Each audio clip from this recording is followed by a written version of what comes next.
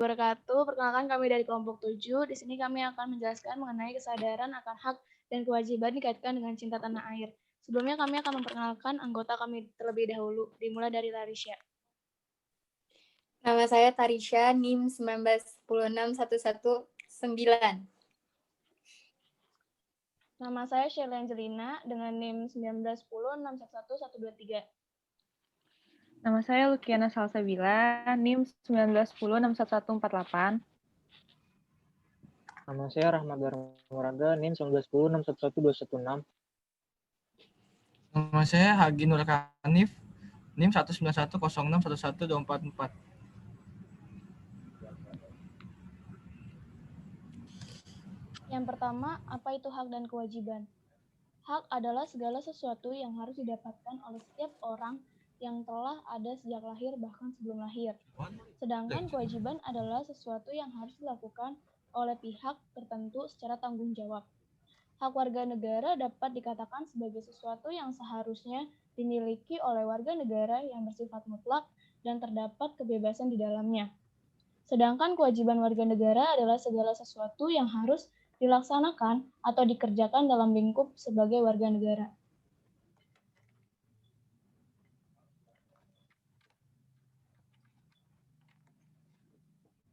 Baik, kita masuk pada hak dan kewajiban warga negara dikaitkan dengan cinta tanah air.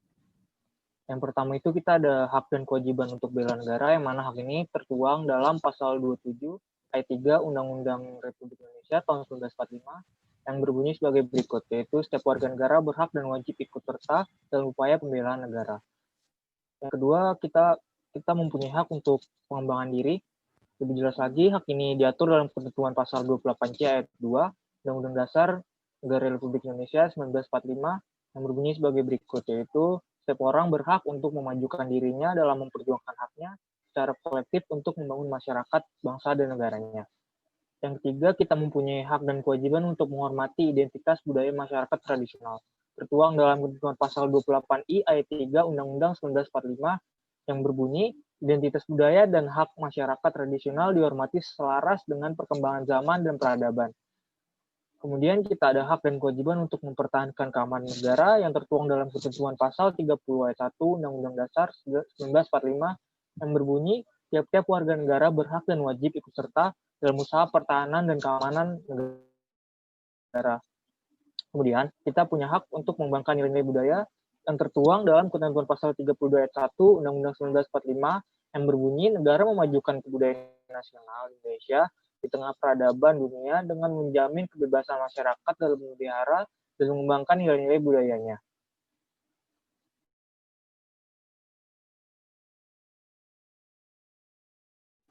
Kemudian ada karakteristik warga negara yang memiliki kesadaran hak dan kewajiban.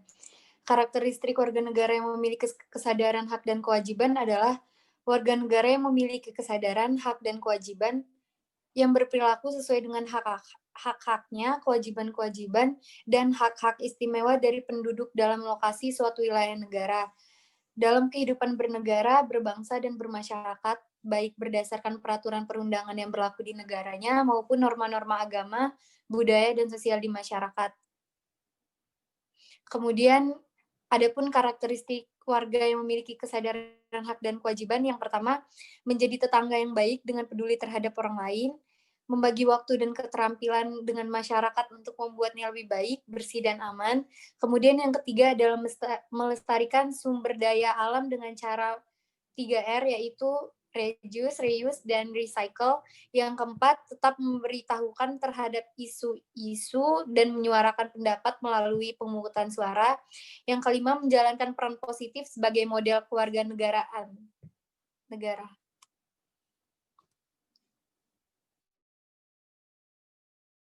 Cara membangun kesadaran hak dan kewajiban warga negara dikaitkan dengan cinta tanah air.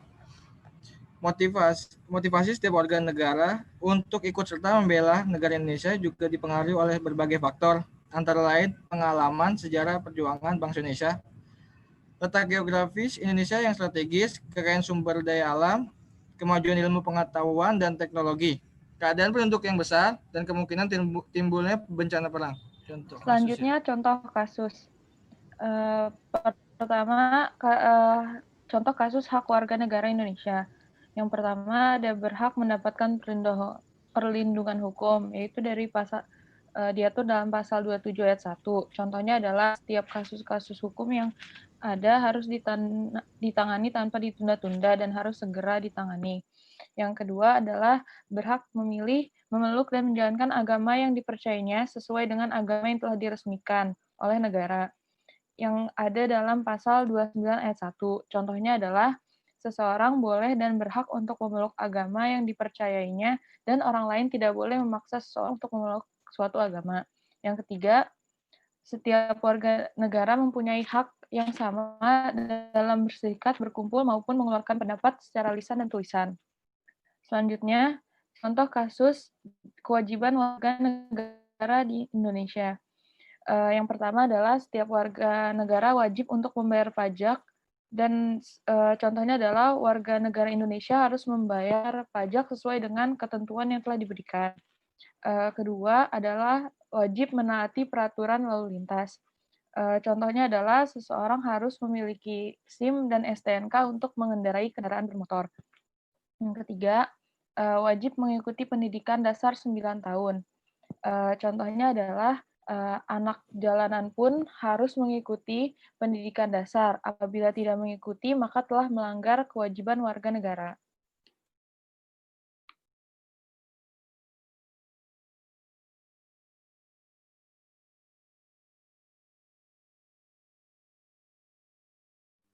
Sekian dari kami, kurang lebihnya mohon maaf. Wassalamualaikum warahmatullahi wabarakatuh. Selanjutnya kami akan menampilkan 2 video. Yang video pertama itu mengenai contoh hak kesadaran hak warga negara, dan yang video kedua itu kewajiban akan warga negara.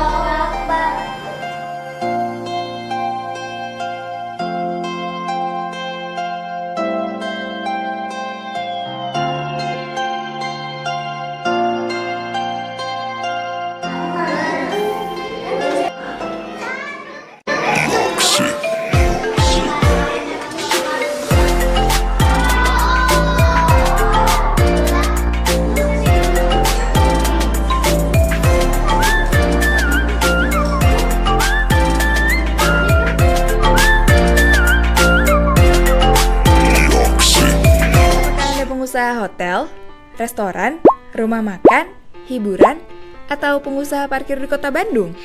Kalau iya, apakah Anda senang bila kota Bandung makin indah dan makin banyak dikunjungi wisatawan? Dan bila Anda menjawab ya, apakah Anda menyadari bahwa pembangunan dan pemeliharaan kota Bandung sangat membutuhkan dana dari pajak daerah yang Anda bayarkan? Mari simak definisi pajak daerah berdasarkan UU Republik Indonesia Nomor 28 Tahun 2009 Pasal 1 Angka 10 tentang pajak daerah dan retribusi daerah berikut. Pajak daerah adalah kontribusi wajib terhadap daerah yang terutang oleh orang pribadi atau badan yang bersifat memaksa berdasarkan undang-undang dengan tidak mendapatkan imbalan secara langsung dan digunakan untuk keperluan daerah bagi sebesar-besarnya kemakmuran rakyat. Pajak hotel, restoran, hiburan, serta parkir termasuk dalam pajak daerah yang memiliki kontribusi besar terhadap pendapatan Kota Bandung. Berdasarkan Peraturan Daerah Kota Bandung Nomor 20 Tahun 2011 tentang pajak daerah, pajak hotel adalah pajak atas pelayanan yang disediakan oleh hotel. Yang termasuk dalam definisi hotel di sini adalah fasilitas penyedia jasa penginapan atau peristirahatan, termasuk juga motel, losmen, gubuk pariwisata, wisma pariwisata, pesanggerahan, rumah penginapan, serta rumah kos dengan jumlah kamar lebih dari 10 dan sejenisnya.